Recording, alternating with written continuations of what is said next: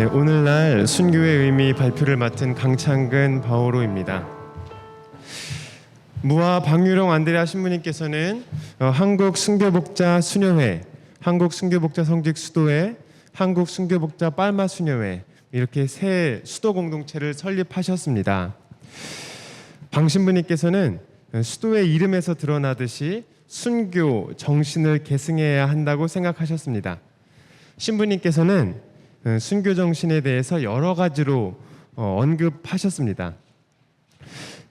제가 쓴 글은 실려 있는데 논문이라고 말하기 어려울 정도로 많이 엉성합니다. 그러나 방유령 신부님, 방유령 안드레아 신부님의 순교 정신을 몸으로 살고자 하는 수도자의 글임에는 틀림없습니다.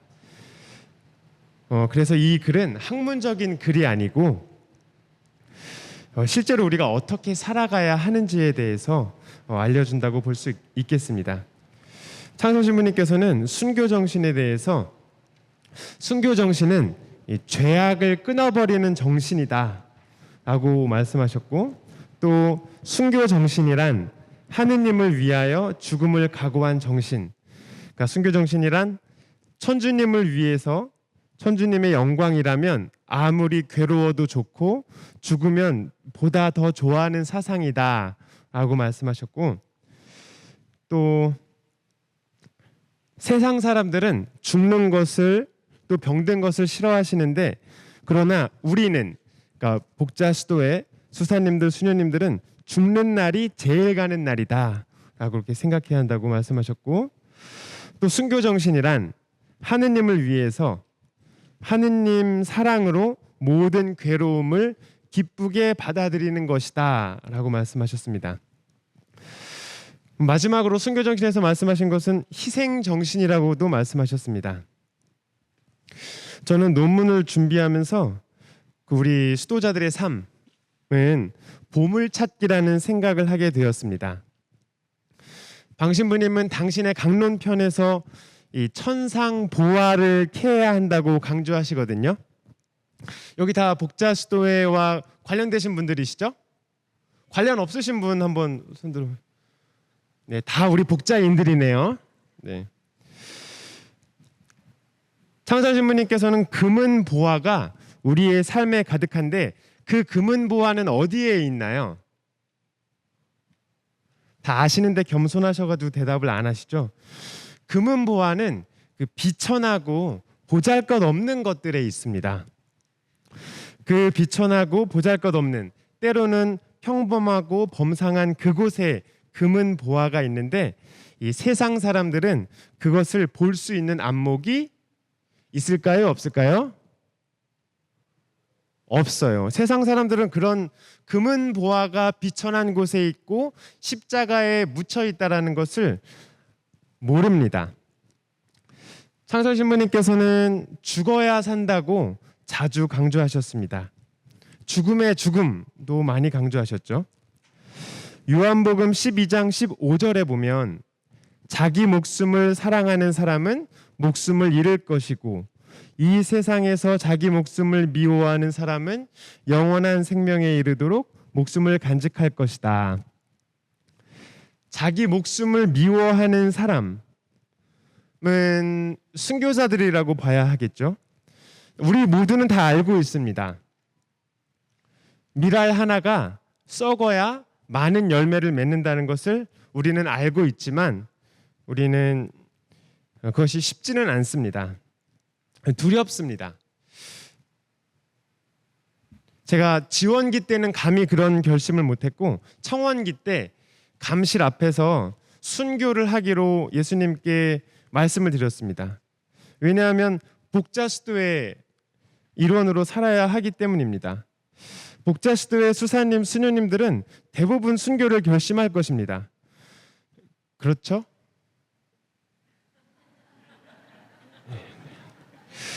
네네네. 우리 수도의 종신서원 내용 중에 순교를 약속하는 부분이 다행히도 없기는 한데요. 아무튼 우리는 개인적으로 감실 앞에서 예수님 앞에서 순교를 다짐하는 경우가 자주 있습니다. 그러나 저는 청원기 때 예수님 앞에서 순교하겠다고 말씀을 드린 다음에 몇 초 지난 다음에 바로 죽지는 않겠죠라고 이렇게 예수님께 말씀드린 적이 있었는데, 유기서원 한 이후에 유기서원 때 제가 예수님께 제 목숨을 바치겠다고 결심을 하고 다음 날 아침에 저를 당장 죽이지는 않으시겠죠, 이렇게 종신서원을 한다면 어땠을까요?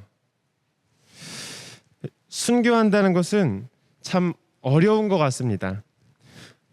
제 마음속에서 들어오는 생각은 순교할 필요까지 있나? 라고 순교를 자주 거부해 왔습니다. 그러나 최근에 이 논문을 마칠 무렵에 다시 순교를 하기로 마음을 먹었습니다.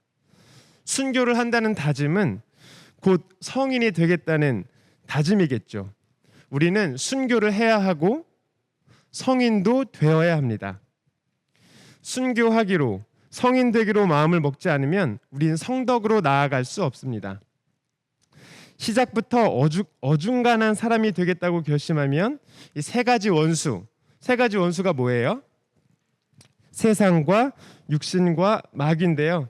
이 세 가지 원수는 힘을 합해서 순교할 필요도 없고 성인이 될 필요도 없다고 우리에게 달콤하게 속삭입니다. 여기서 육신은 육체를 부정적으로 보는 것이 아니라 죄를 짓기 쉬운 우리의 육신의 나약함을 말하는 것이겠죠. 지금 우리 시대는 모든 것이 자유롭고 모든 것이 환하게 드러나 있는 것처럼 보이지만 사실은 칠흑같이 어둡고 뒤틀려 있습니다. 우리는 이렇게 어두운 세상에서 누군가가 나타나서 우리를 이끌어주기를 바라는 것이 아니라 우리 자신이 하느님의 빛을 받아서 별처럼 빛나기로 결심해야 합니다. 그 방법은 순교이고 성인 되기로 결심을 하고 하느님 말씀대로 살아가는 것입니다. 세상과 육신과 마귀를 끊고 희생을 하고 모욕을 참고 자질구레한 일들을 하고 자기를 비우면서 아무도 알아주지 않는 순교를 매일매일 해야 합니다. 그러다 보면 어느덧 신앙의 진리가 우리에게 가득 차서 비뚤어지고 비틀린 이 세대에서 허물없는 사람, 순결한 사람, 하느님의 흠없는 자녀가 되어 이 세상에서 별처럼 빛날 것입니다. 이렇게 빛나려면 죽어야 합니다. 죽는다는 것은 어떤 의미일까요? 신비적으로 죽는다는 거겠죠. 우리 무아 방위동안대 하신 분께서는 신비세계의 입장권으로 5가지를 말씀하셨는데 8가지를 말씀하신 적도 있었고 5가지 말씀하신 적도 있어요. 물어보면 대답을 안 해주실 것 같아서 입장권은 모욕, 천대, 십자가, 미소한 일, 범상한 일, 이렇게 5가지를 말씀하셨습니다. 신비적으로 죽는다는 것은 신비 세계로 입장한다는 그런 이야기인데요. 신비로운 죽음의 입구, 그 신비 세계로 들어가는 문을 3가지로 말씀드린다면, 첫 번째는 무시모욕 천대를 달게 받아들이기, 두 번째는 미소하고 비천한 일, 기쁘게 하기, 세 번째는 범상한 일, 평범한 일을 정성스럽게 깨어서 하기라고 볼 수 있겠습니다. 일상생활 안에서 우리에게 주어지는 무시천대 모욕을 수도의 외부 사람에게 무시천대 모욕을 받는 것은 사실 좀 쉬운 편입니다. 그러나 수도의 내부, 우리 형제들에게 무시천대 모욕을 받는 것은 좀 어렵죠. 그러나 우리가 모든 모욕, 무시천대 모욕이 주님께서 주시는 것이라고 믿고 그리스도와 함께 고난을 나누어 받는다고 생각하면 마음이 편해질 것입니다. 사도 바울은 이렇게 말씀하시죠. 나는 죽음을 겪으시는 그분을 닮아 그분과 그분 부활의 힘을 알고 그분 고난에 동참하고 싶습니다. 우리가 그분 부활의 힘을 안다면 우리가 그분 순환에 동참하고 싶을 것이고, 우리가 그분 부활의 힘을 모른다면 우리는 그분 순환에 동참하고 싶지 않을 것입니다. 우리가 진정으로 주님을 모르기 때문에 주님 고난에 동참하고 싶지 않은 것입니다. 그러나 주님께서는 신비롭게 우리에게 그 방법을 알려주고 계십니다. 일상 안에서 희생 정신으로 미소하고 보잘것없는 귀찮은 일 찾아서 하기. 제가 얼마 전에 그 수술 끝나고 나서부터 이제 개과천선을 한 다음에 희생 정신으로 귀찮은 일을 좀 찾아서 하겠다고 했는데 제가 하는 희생은 좀 이렇게 좀 드러나는 일들이고요. 어떤 천사 같은 수사님께서는 남몰래 아무도 보지 않는 그 시간에 우리 수도원 본원에 있는 그 음식물 쓰레기를 날마다 밤에 버리는 일을 하셨습니다. 근데 그런 희생을 사람들은 제가 희생을 했을 거라고 생각했는데 저는 그런 걸 한 적이 없고, 그 천사 같은 수사님께서는 운동도 할 겸 먹을 것도 뭐 소화시킬 겸 밤에 아무도 없을 때 음식물 쓰레기를 한 100m는 올라가야 되거든요. 100m 올라가서 그 음식물 쓰레기 들고서 이렇게 미생물을 이렇게 섞어줘야 되는데, 아무튼 창설신부님께서는 이 귀찮고 어려운 보잘것없는 일을 3년 동안 열심히 하면 천상 황금을 많이 캘 수 있을 것이라고 말씀하셨습니다. 이 범상한 일을 마지막으로 말씀드리고 싶은데요. 시간이 많이 없네요. 범상한 일, 평범한 일을 통해서 우리가 하느님을 사랑하는 마음으로 하는데, 제가 뭐 사회원들에게도 자주 강조하지만 여러분들 양치할 때 무슨 생각을 하시면서 양치하세요? 하느님 사랑하는 마음으로 양치하시죠? 하느님 사랑하는 마음으로 양치 안 하세요? 그런데 저는 여태까지 하느님 사랑하는 마음으로 양치하지 않고 그냥 한쪽에는 손을 꼭 꽂고서 아무 생각 없이 이렇게 양치를 해왔었어요. 여러분들은 그렇게 안 하시죠? 하느님 사랑하는 마음으로 하나하나. 근데 제가 양치를 말씀드리는 이유는 칫솔질에 분명한 목적이 있어요. 뭘까요? 칫솔질의 목적. 충치를 예방하고 치석을 제거하고 구강을 건강하게 만드는 목적이 있어요. 그런데 대부분의 사람들, 대부분의 사람들 아니라 저는 적어도 아무 생각 없이 칫솔질을 했었죠. 근데 칫솔질을 우리가 아무 생각 없이 하는 것과 비슷하게 우리 그리스도인들의 적군은 누구예요? 세상과 육신과 마귀라는 적군이, 어마어마하게 무서운 적군이 우리와 함께 있음에도 불구하고 우리는 그 무서운 적군을 별 생각 없이 양치질 대충 아무 생각 없이 하듯이 그 무서운 적군이 여기에 있는데, 이 자리에 적군이 있어요, 없어요? 아유, 강의식으로 하면 안 되는데. 죄송합니다. 자, 그렇게 해서 칫솔질을 대강하는 것처럼 우리가 세상과 육신과 마귀라는 이 어마어마한 적군이 우리와 함께 있는데도 불구하고 우리가 아무 생각 없이 살아간다면 큰 하느님께 우리가 순교를 하고 싶다고 하더라도 순교를 할 수가 없게 되겠죠. 왜냐하면 세상과 육신과 마귀는 우리를 힘을 합해서 순교를 할 수 없는 그런 달콤한 유혹과 제한들을 계속 하기 때문입니다. 죽는다는 것, 신비적인 죽음은 삼구를 끊어버리는 것입니다. 배부르고 등 따신 것을 조심해야 합니다. 신명기 6장 5절에 보면 너희는 마음을 다하고 목숨을 다하고 힘을 다하여 주 너희 하느님을 사랑해야 한다고 말씀하세요. 그리고 11절에는 뭐라고 말씀하시냐면 거기에서 너희가 마음껏 먹게 될 때, 12절에 너희를 이집트 땅 종살이하던 집에서 이끌어내신 주님을 잊지 않도록 조심하여라 라고 말씀하시거든요.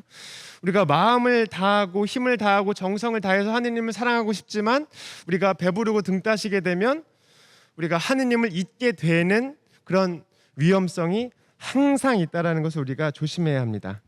마귀는 우리에게 쉽게 가자, 편하게 살자, 자비롭고 사랑이 가득하신 하느님은 뭐든지 다 용서하신다.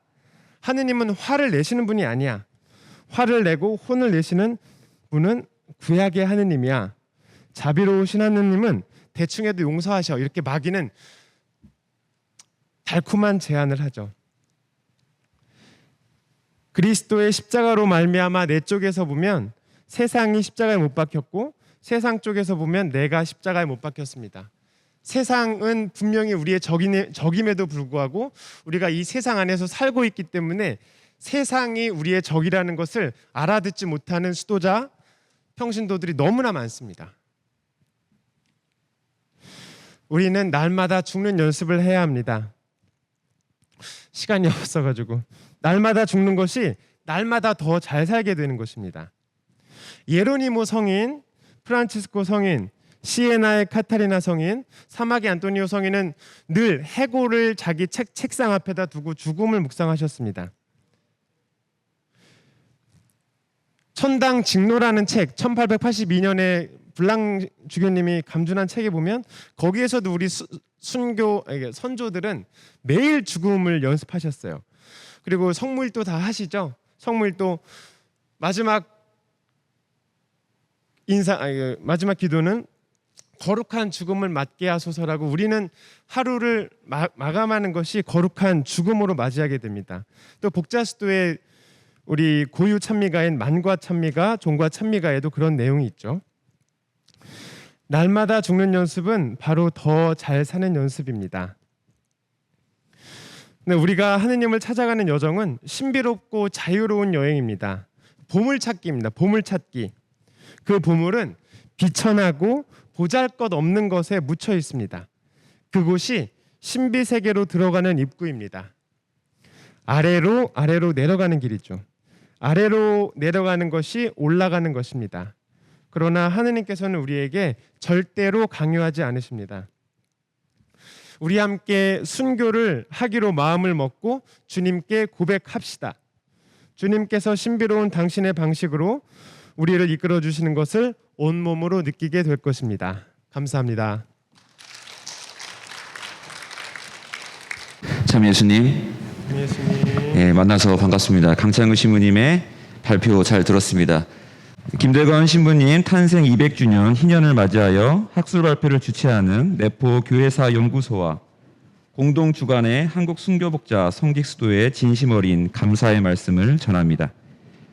피해 순교로 한국 천주교의 영적 성장의 발판을 마련한 김대건 신부님과 순교자들의 영성을 공유하는 것은 작금의 한국 천주교의 커다란 공헌이며 자산이 될 것이라 확신합니다. 학술 발표의 지적 작업을 통해 얻은 순교자들의 영성과 발자취가 현대를 살아가는 순교자의 후손들에게 영적 자양분이며 깨달음이 될 수 있기를 희망합니다. 김대건 신부님은 짧은 생애를 사신 분이시지만 최초의 사제요, 순교자로서 세계사의 모든 안목을 지녔던 세계인이기도 합니다. 그렇게 그의 삶과 영성을 작은 단편의 논문으로 옮긴다는 것은 결코 쉬운 일이 아닐 것이라 생각합니다. 그러한 이유로 논문의 저자인 강창근 신부는 교회의 거시사적인 입장에서 김대건 신부의 영성이나 초대 교회의 순교 신심을 다루기보다 순교의 의미를 광의적으로 확장해서 현대의 삶 안에 구현하는 실천적이고도 존재론적인 입장에서 살펴보고자 한 것 같습니다. 먼저 강창근 신부님은 나는 천주를 위하여 죽는 것입니다. 영원한 생명이 내게 시작되려고 합니다. 라는 페레올 주교의 서한을 인용하면서 영원한 생명에 참여하는 길에 대하여 설명합니다. 논자는 인간의 시선에서 화가 될 수 있는 것도 하느님의 시선에서는 복이 될 수 있다는 복음의 역설을 통해 신앙인의 시선 변화를 촉구하고 있습니다. 그것을 근거로 바오로 사도의 로마서 말씀과 방일용 신부의 영성집, 김대건 신부의 서한을 제시합니다. 인간의 시선에서는 부정적으로 정의될 수 있는 죽음이 하느님의 시선에서는 참 생명에 참여라는 긍정적이고도 희망적인 언어가 된다는 것입니다. 그 이유는 그리스도와 함께 누리는 모든 것이 좋은 것이기 때문입니다. 이 역설적 관점은 신학자 매튜 폭스의 원복 개념을 떠올리게 합니다. 원복은 그리스도교의 원죄의 사상을 새롭게 해석하려 했던 신학적인 시도입니다. 이 시도는 모든 창조물, 인류의 고통, 자연적 죽음을 인류의 첫 죄에 대한 결과가 아닌 인류의 첫 복으로 보려 했던 사상입니다. 원죄의 죄의식에서 해방된 인간만이 일상 안에서 참된 자유를 느끼며 생기 있는 삶을 영위할 수 있다는 주장입니다. 세상의 모든 창조물을 복의 기원 안에서 해석하려는 시도는 마치 화의 개념을 복의 개념으로 전환하려는 강창근 신부님의 의도와 잘 맞물려 있다고 생각됩니다. 강창근 신부님이 주장하는 논제의 핵심은 매튜 폭스가 주장한 신학적인 패러다임, 그리스도인의 영적 잠재력을 일깨워 신앙생활에 생기를 불러일으키려 했던 원복의 관점과 흡사해 보입니다. 세속의 시선에서 순교는 화이고 죄의 결과이며 불행의 결과로 치부될 수 있습니다. 하지만 하나님의 시선 안에서 순교란 영원한 생명에 참여하는 것이며 그리스도와 일치하는 길이기 때문입니다. 시선의 전환에 이어 강창근 신부님은 유한하고도 제한적인 공간과 시간 안에서의 실천적 중요성에 대해서도 이야기합니다. 논자에게 있어 일상의 순교란 다가올 종말론적 죽음을 기다리며 사는 것이 아닌 지금 오늘의 결단을 통해 순교를 현재화하는 작업입니다. 이를 뒷받침하기 위해 교회 성인들의 입을 빌려 이야기합니다. 사막의 성 안토니오 석인의 말씀, 소홀함에 빠지지 않도록 매일 죽어야 하는 것처럼 산다면 죄를 짓지 않을 것입니다. 더 이상 깨어나지 못하리라고 생각해야 합니다. 를 인용하며 지금 일상의 자리에서의 결단을 촉구하고 있습니다. 나아가 강창근 신부님은 선조들의 천당 직로의 기도문을 통해 매일 죽음을 준비했던 신앙인들의 모범, 현대의 수도자들이 어떻게 거룩한 죽음을 준비하는지를 보충해서 설명하고 있습니다. 일상의 순교란 다가올 종말론적 희망에 나 자신을 하느님께 개방한 채 지금의 시공간 안에서 날마다 기꺼이 자신을 내어줘야 하는 것입니다.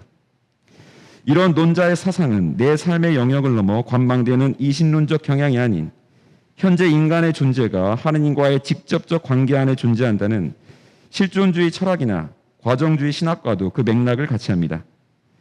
강창근 신부님의 일상의 순교는 하나님의 영원성을 지금 내 삶의 자리에서 현재화시키기에 죽음을 사후 피안의 세계가 아닌 유한한 공간인 차 안에서의 결단임을 알 수 있습니다. 그리고 그것을 성인들의 삶을 근거로 제시하는 모습에서 논자의 결의가 느껴집니다. 다음으로 강창근 신부님은 어떻게 날마다 죽어야 하는지에 대해 구체적인 덕목을 제시합니다. 그 덕목으로 삼구의 거부에 관하여 제시합니다. 즉, 죄악으로 유인하는 세속적인 경향, 과도한 유욕, 마귀, 이 세 조건이 합심해서 죄를 불러일으키기에 이 삼구에 대한 거부가 신앙인들을 일상의 순교로 이끈다는 것입니다. 논자는 발터 카스퍼 추기경의 말을 인용하며 현대의 세상은 기존의 시대보다 더욱더 삼구에 대항하기 힘든 시대라고 주장합니다. 발터 카스퍼 추기경은 현대의 이데올로기를 다원주의적이고 세속적이고 쾌락적인 문화가 펼쳐진 시대로 정의합니다. 모든 것을 상대화시키는 현대 이데올로기는 그리스도교의 근본적인 가치관과 일치하지 않으며 인간의 욕망을 자극시키는 특징을 지닌다는 것입니다. 이 세속주의적 성향은 보이지 않는 마귀와 육신의 욕구와 결합하여 이 시대의 흐름을 압도하고 있으며 이 흐름은 인간 육신의 욕망을 부추기기에 더욱더 일상의 영성을 살아가기 힘들게 할 것이라고 말합니다. 그렇기 때문에 카스퍼 추기경은 현대 신앙인들에게 악의 유혹은 기존보다 더욱더 정교하고 세련된 모습으로 다가올 수 있다고 경고합니다. 강창근 신부님의 이런 세속주의적 성향에 저항하는 방법으로 방위룡 신부님의 영성을 빌려 성덕의 삶을 제시합니다. 눈의 정화, 누구나 성인이 될 수 있다는 자각, 성덕을 추구하는 자세를 견지할 때 신앙인들은 거룩한 성덕으로 나아가며 삼구를 거부하는 삶을 살 수 있다고 주장합니다. 강창근 신부님께서는 일상에서의 순교의 삶에 대한 실천적 적용으로 십자가 신학을 전개해 나갑니다. 십자가는 그리스도교의 핵심적인 신앙의 표지이자 본질적인 요소입니다. 일상의 삶 안에서 십자가를 지향하고 산다는 것은 그리스도인으로서 그 본질적 요소에 부합한 삶을 살아가고 있음을 뜻합니다. 예수님을 따르는 길은 각자의 삶에 맡겨진 십자가를 지고 가는 것이고 이 십자가의 삶은 곧 일상의 순교적 삶을 뜻하고 있음을 논자는 말합니다. 또한 이런 일상의 십자가의 형태, 즉 순교적 형태를 두 가지로 구분합니다. 하나는 방위룡 신부의 영성을 인용하며 우리에게 주어진 고통을 달게 받는 것입니다. 즉 인간적인 관계 안에서 일어나는 무시, 천대, 모욕을 달게 받음으로써 예수님이 십자가에 못 박히신 고통에 동참하는 것입니다. 이런 달게 받음은 고통에 대한 긍정적인 태도를 일컬으며 이 긍정성이 전제될 때 일상의 순교가 가능하다는 것입니다. 다음으로 미소하고 보잘것없는 것, 귀찮고 하찮은 일을 예수님을 위해서 기꺼이 해 나가야 한다는 것입니다. 페레올 주교님의 서한 나는 천주를 위하여 죽는 것입니다 라는 지향을 보듯이 오직 지향은 예수님을 향해 있어야 할 때 순교적 의미를 현재화할 수 있다는 것입니다. 타인을 위해서도 아닌 오직 예수 그리스도를 위해서 행해질 때 일상의 순교적 형태가 됩니다. 이렇게 강창근 신부님은 십자가에 대한 본질적 요소를 나열함으로써 순교의 삶은 관념적이고 추상적인 것이 아니라 삶 안에서 구체적으로 드러나는 증거가 되어야 함을 이야기하고 있습니다. 마지막으로 강창근 신부님은 지향을 넘어서 초월적인 사랑이 순교의 삶이 될 수 있음을 주장합니다. 카스퍼가 이야기한 정교하고 세련된 악의 유혹은 현대의 신앙인들에게 조건 없는 사랑을 무의미하게 만듭니다. 경쟁과 독점의 결과를 낳는 자본주의 사조 안에서 사람들은 배타적이고 이기적이고 조건부식 사랑을 자연스럽게 내면할 수 있습니다. 일상의 순교란 내 삶의 양식에 희생이 따를지라도 조건 없고 이타적인 사랑을 선택해야 함을 이야기합니다. 희생과 헌신이 전제되어 있는 사랑이 예수 그리스도가 보여준 십자가의 본질이기 때문입니다. 이 사랑과는 예수님의 조건 없는 사랑을 우리의 일상에 적용하여 그리스도를 드러내는 아래로부터의 그리스도론에 부합한 형태로 여겨집니다. 강창근 신부님은 목전에 닥쳐오는 범상한 일에 대한 의미 부여 역시 일상의 순교가 될 수 있음을 이야기합니다. 인간은 생존을 위해 현재를 살아가면서도 종말론적 희망을 품고 미래지향적인 삶을 살아갑니다. 늘 전진하는 상태로 현재에 머물며 선택의 기로에 현존합니다. 숨을 쉬고 잠을 자고 먹고 노는 것의 소소한 모든 것이 생존과 직결되어 있습니다. 강창근 신부님은 이 모든 인간의 표현 양식에 의미를 부여하여 생존에 활력을 넣는 것이 일상의 순교가 될 수 있음을 이야기합니다. 이를 주장하기 위해 초대교회의 천당 직로에서 해답을 제시합니다. 조선 천주교의 신앙인들이 보여주었던 생활 전반에 관련된 기도들, 특히 옷을 입을 때 하는 기도, 손과 얼굴을 씻을 때 하는 기도, 모든 것을 기도로 완성시키는 모습을 주장함으로써 우리의 삶을 의미의 장으로 만듭니다. 작은 것 하나라도 사랑하는 마음으로 그리고 정성을 다하는 마음으로 대할 때 내가 사라지고 하느님이 드러나는 원리입니다. 지금까지 강창근 신부님께서 말씀하신 일상 안에서의 순교에 대해서 살펴보았습니다. 인간은 자유로워지길 원하고 그 자유는 그리스도의 십자가를 삶 안에서 구현할 때 가능해진다는 것입니다. 그렇게 되기 위해서 신앙인은 삼구의 거부를 통해 날마다 죽는 연습을 하고 고통과 선행을 보석으로 삼아야 한다는 것이 강창근 신부님의 핵심적 주제로 보입니다. 공식적으로 순교를 인정할 때 세 가지 조건이 따릅니다. 첫 번째는 육체적 생명이 희생되어야 참으로 죽임을 당하는 것이고, 두 번째는 그 죽음 자체가 그리스도인의 생활과 진리에 대한 박해에 기인한 것이어야 하며, 마지막으로 그리스도의 진리를 지키려고 기꺼이 죽는 경우여야 합니다. 이처럼 순교가 지니는 고유한 의미는 중세를 지나 현대에 이르기까지 같은 맥락을 유지하고 있습니다. 하지만 최근에는 위의 세 가지 요소가 부족하더라도 순교의 개념을 확장시켜 광의적으로 해석하려는 시도가 이어지고 있습니다. 정의를 지키기 위해 목숨을 바쳤거나 동정을 수호하려고 몸바쳤던 죽음 등이 그 예일 것입니다. 이는 더 이상 순교라는 개념이 생물학적 죽음에 머물러 있는 것이 아닌 그리스도를 증거하는 본래적 취지로 향하고 있음을 뜻합니다. 이런 광의적 해석의 시도는 실제적으로 순교를 할 수 없었던 현대의 환경 안에서 순교자들의 정신과 뜻을 이어가려는 현대 신앙인들의 갈망으로도 보여집니다. 강창근 신부님의 일상 안에서의 순교 역시 공식적 순교의 의미는 아닐지라도 순교의 광의적 해석 안에서 깊이 고민하고 지필한 글이라 생각됩니다. 진리가 시대적 상황 안에서만 박제되어 있을 수 없듯이 순교 역시 박해 시대에 머물러 있지 않길 바라는 강창근 신부님의 숭고한 노력에 찬사를 드립니다. 감사합니다.